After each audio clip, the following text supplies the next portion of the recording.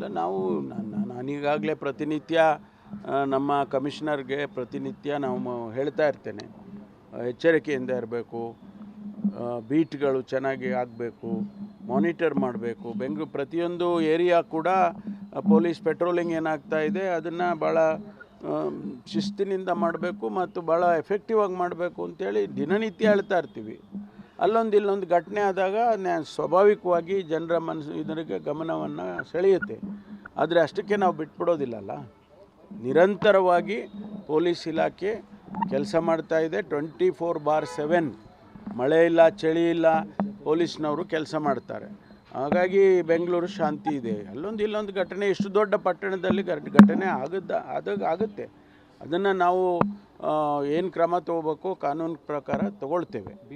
Beet ವ್ಯವಸ್ಥೆನೂ ಇನ್ನೂ ಕೂಡ ಹೆಚ್ಚಿನ ಪರಿಣಾಮಕಾರಿಯಾಗಿ ಮಾಡಿ ಅಂಥೇಳಿ ಇವತ್ತು ಬೆಳಗ್ಗೆನೂ ಕೂಡ ನಾನು ನಮ್ಮ ಕಮಿಷನರ್ಗೆ ಸೂಚನೆ ಕೊಟ್ಟು ಕಳಿಸಿದ್ದೇನೆ.